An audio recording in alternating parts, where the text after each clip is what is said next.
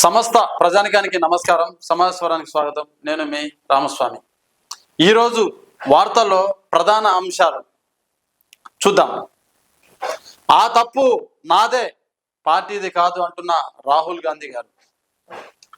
ఆ తప్పు నాదే, పార్టీది కాదు. ఓబీసీల ప్రయోజనాల్ని రక్షించలేకపోయా, కులగణనను ఇంతకు ముందే నిర్వహించాల్సింది. భాగీదారీ న్యాయ సమ్మేళనంలో రాహుల్ గాంధీ వ్యాఖ్య.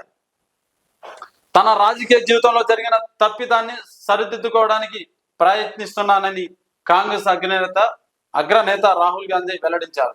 దేశంలో కులగణనను ఇదివరకే నిర్వహించాల్సిందని, ఆ పొరపాటు తనదేనని, కాంగ్రెస్ పార్టీది కాదని పేర్కొన్నారు. ఓబీసీల ప్రయోజనాలను పరిరక్షించలేకపోయానని తెలిపారు.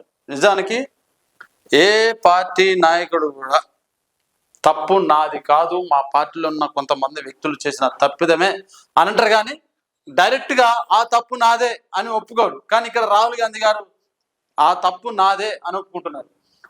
ఓబీసీల ప్రయోజనాలని రక్షించలేకపోయా, కులగణనను ఇంతకు ముందే నిర్వహించాల్సింది, కానీ ఇప్పుడు లేట్ చేసి తప్పు చేశారు రాహుల్ గాంధీ గారు.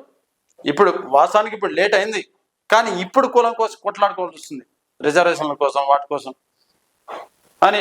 భాగీదారీ న్యాయ సమ్మేళనంలో రాహుల్ గాంధీ వ్యాఖ్య. ఎప్పుడైనా సరే పార్టీ ముఖ్య నాయకులు అందరూ ఎప్పుడు కలుస్తారు? ఎప్పుడైతే ఎలక్షన్ మూమెంట్ వస్తుందో అప్పుడు కలుస్తారు. అప్పుడు కలిసి మాట్లాడతారు. ఎప్పుడో జరిగిపోయిన తప్పు అది ఇప్పుడు చెప్పుకుంటే ఏం ప్రయోజనం? సగం చేయి జారిపోయింది. కానీ ఇక మీదట ఇలాంటి తప్పులు ఏ పార్టీ నాయకుడు చేయకూడదు. రాహుల్ గాంధీ గారు నిజాన్ని ఒప్పుకున్నాడు. ఆయన ఎప్పుడైతే నిజాన్ని ఒప్పుకుంటారో అదే నిజాయితీ తత్వం, అదే నిజాయితీ. నిజాన్ని ఒప్పుకున్నవాడే నిజాయితీ పరుడు. ఇక మీదట ఏ రాజకీయ నాయకుడు కూడా ప్రజల్ని వాడుకోవద్దు.